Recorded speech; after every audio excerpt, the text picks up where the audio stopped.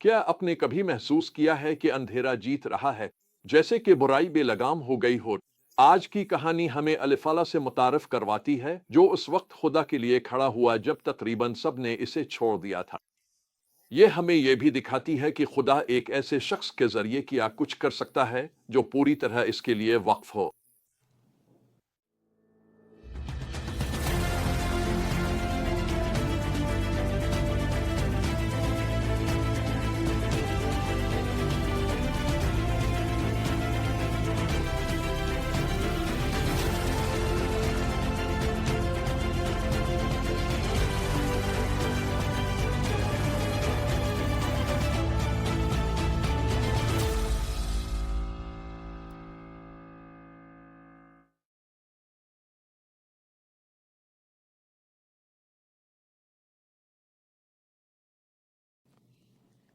اس حصے کا مرکزی پیغام ایک حیرت انگیز سچائی کو ظاہر کرتا ہے۔ جبکہ خدا کی نظر زمین پر ان لوگوں کو تلاش کرتی ہے جن کے دل مکمل طور پر اس کے ہیں، اسے عمل کرنے کے لیے اکثریت کی ضرورت نہیں ہوتی۔ اسے بس ایک وفادار شخص کی ضرورت ہے جو ایمان کے ساتھ کھڑا ہو اور خدا کے کلام پر یقین کرے۔ ہم ایلیا سے اسرائیل کی تاریخ کے ایک نازک موڑ پر ملتے ہیں۔ بادشاہ اخی اپنے قوم کو گہری بت پرستی میں دھکیل دیا ہے، یہاں تک کہ اس نے بال کے لیے مندروں کی تعمیر بھی کی۔ لیکن اچانک یہ اپنا جلاد کا ایک نامعلوم شخص بادشاہ کے سامنے ظاہر ہوتا ہے اور ایک دلیرانہ اعلان کرتا ہے، خداوند، اسرائیل کا خدا، جس کی میں خدمت کرتا ہوں، کی حیات کی قسم، ان آنے والے برسوں میں نہ اوس پڑے گی اور نہ بارش ہوگی سوائے میرے کلام کے۔ ایلیا کو ایسی جرأت کہاں سے ملی؟ اس کا ایمان خدا کے کلام میں جڑا ہوا تھا۔ کئی سال پہلے خدا نے سلیمان سے وعدہ کیا تھا کہ اگر اس کے لوگ بتوں کی طرف مڑیں گے تو وہ آسمان بند کر دے گا جب تک وہ توبہ نہ کریں۔ ایلیا اپنا پیغام خود سے نہیں دھڑ رہا تھا، وہ اس وعدے پر قائم تھا جو خدا پہلے ہی دے چکا تھا۔ پھر خدا ایلیا سے کہتا ہے کہ وہ کریت ندی کے کنارے چھپ جائے، جہاں کوے، جو عام طور پر مردار کھانے والے پرندے ہیں، اسے کھانا لائیں گے۔ ذرا اس پر غور کریں، خدا اپنے نبی کو کھلانے کے لیے ناپاک پرندوں کا استعمال کرتا ہے۔ یہ ایک زبردست یاد دہانی ہے کہ خدا کی فراہمی اکثر غیر متوقع طریقوں سے آتی ہے۔ ہر صبح اور شام یہ کوے روٹی اور گوشت لے کر آتے ہیں اور ایلیا کو سکھاتے ہیں کہ وہ اپنی روزمرہ کی ضروریات کے لیے خدا پر بھروسہ کرے۔ جب ندی خشک ہو جاتی ہے تو خدا ایلیا کو مدد کے ایک غیر متوقع ذریعے کے پاس بھیجتا ہے، ایک بیوہ کے پاس جو صرف آخری کھانے پر بچی ہے اور وہ سیدون کے شہر صرفہ میں رہتی۔ ذرا اس منظر کا تصور کریں۔ ایلیا اس مایوس عورت سے کہتا ہے کہ وہ اسے اپنا آخری کھانا دے دے اور وعدہ کرتا ہے کہ خدا مہیا کرے گا۔ کیسا لگتا ہے؟ ایک انسان کے لیے ناممکن لگتا ہے، وہ ایک مسلسل معجزے کا موقع بن جاتا ہے۔ آٹے کا مرتبان اور تیل کا کوزہ کبھی خالی نہیں ہوتے۔ لیکن پھر ایک بحران آ جاتا ہے، بیوہ کا بیٹا مر جاتا ہے۔ وہ ایلیا سے درد بھرے لہجے میں فریاد کرتی ہے، کیا تم میرے گناہ یاد دلانے اور میرے بیٹے کو مارنے آئے ہو؟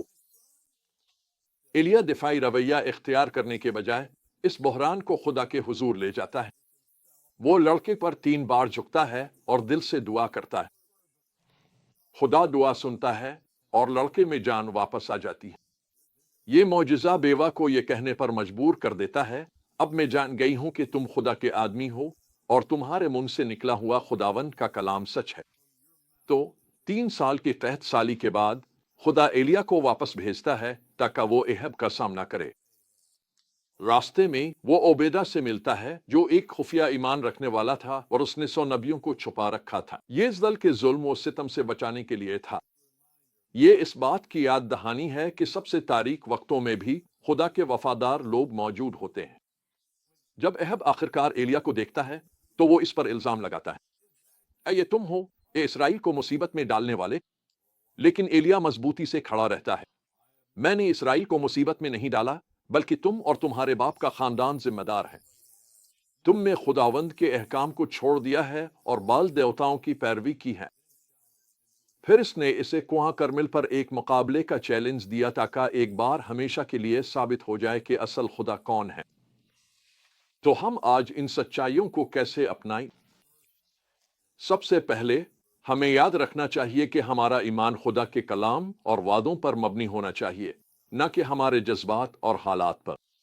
دوسرا، ہمیں خدا کے لیے کھڑے ہونے کا حوصلہ رکھنا چاہیے، چاہے ہمیں ایسا لگے کہ ہم اکیلے ہی کیوں نہ کھڑے ہوں۔ ایمان کی راہ اکثر تنہائی کا سفر ہوتی ہے، تاہم ہمارا ایمان آخر کار ضرور اجر پائے گا۔ تیسرا، ہمیں یہ سیکھنا چاہیے کہ خدا کی فراہمی کو پہچانے اور قبول کرے، چاہے وہ غیر متوقع طریقوں سے ہی کیوں نہ آئے۔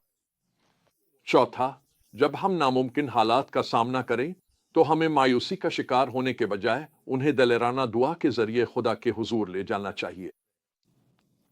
میں نے پہلے آپ کو رومانیہ کے ایک خدا ترس پادری کے بارے میں بتایا تھا جو اندھیرے اور ناممکن حالات میں بھی خدا کے وعدوں پر مضبوطی سے قائم رہے۔